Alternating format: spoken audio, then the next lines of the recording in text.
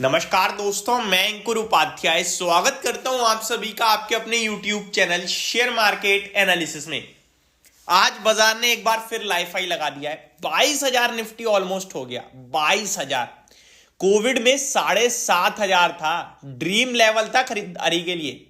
लेकिन उस समय किसी को पता नहीं था कि अगले 3 साल कैसे होने वाले हैं। अगर पता होता तो ऑब्वियस है सब लोग पैसा लगा देते और सभी बना लेते।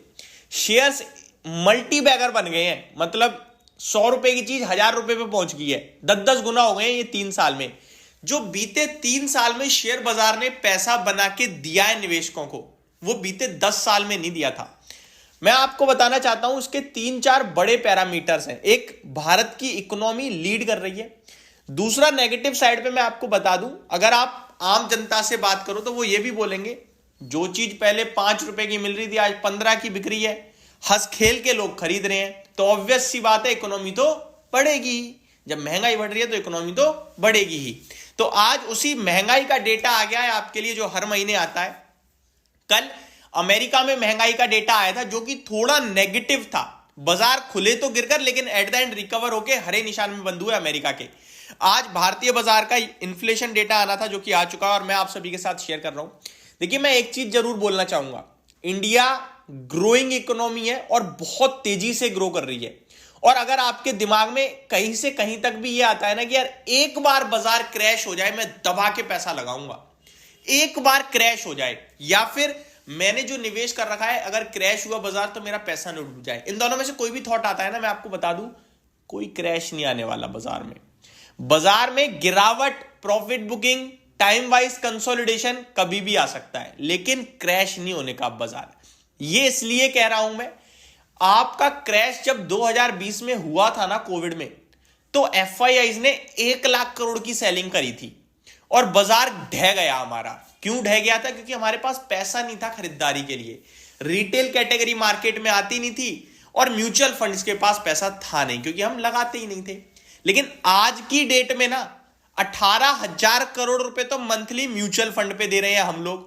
रिटेल इन्वेस्टर्स की जो म्यूचुअल फंड चल रही है, रिटेल क्या सारे इन्वेस्टर्स की जो म्यूचुअल फंड्स का इस समय करंटली मंथली एयूएम है ना, वो 18,000 करोड़ की सिप चल रही है। एयूएम नहीं, सिप चल रही है 18,000 करोड़ की। यानी कि वो पैसा तो बाजार में आएगा ही आएगा हर महीने। 18,000 बेच लो एफआईआई।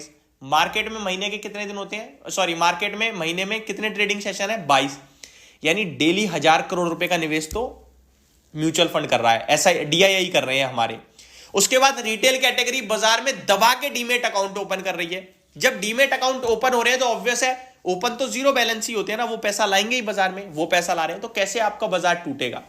और आपको मैं बताना चाहता हूं, अगर आपने अभी तक एसआईपी स्टार्ट नहीं करी है, आपने इस तेजी का हिस्सा नहीं बना है अभी तक, तो मैं आपको बताऊं इस तेजी में पार्टिसिपेट कीजिए। डेली की, मंथली की जो सिप चुनिए चुनिए। जेड फंड पे आप डेली सिप लगा सकते हैं। आप कहीं और सिप कर रहे होंगे, मंथली का आपके पास विकल्प होगा, लेकिन जेड फंड के माध्यम से आप डेली सिप लगा सकते हैं। मैं डिस्क्रिप्शन में लिंक दे दूंगा, जहां पे आप दिन की 100 रुपए 200 रुपए की जो भी आपको ठीक लगता है आपके बजट के हिसाब से आप लगाइए। अपनी केवाईसी कंप्लीट कर लीजिए। कोई दिक्कत आती है तो वहां आपको टीम का नंबर भी मिलेगा, उनसे कॉन्टैक्ट भी कर सकते हैं। म्यूचुअल फंड एक सबसे सेफ प्ले हो जाता है बाजार को प्ले करने के लिए, और फंड्स भी मैं ऑलरेडी आपके साथ डिस्कस कर चुका हूं काफी बार। और दूसरी बात, जो इक्विटी मार्केट में आपका पैसा रखा हुआ है उसमें भी मैं यही कहूंगा 3 से 5 साल का व्यू रख के बस बने रहिए।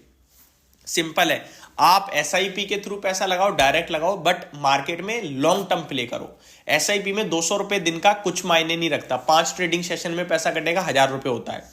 लेकिन वो 200 रुपए दिन के जो आपके 5 साल बाद आपके लिए वेल्थ क्रिएट करेंगे ना, वो आपको वैल्यू करेगा। ठीक है जी। तो मेरा सिंपल सा बोलना यह है कि भारत की इकोनॉमी बहुत ही तंगड़ी चल रही है और ये आपको दर्शा रही है कि पैसा यहीं बनेगा। ग्लोबल प्लेयर्स यहां आ रहे हैं, एफआईआईज आ रहे हैं, दुनिया भर की किसी ब्रोकरेज हाउस की रिपोर्ट उठा के देख लो, आपको सिर्फ एक ही चीज मिलेगी, क्या?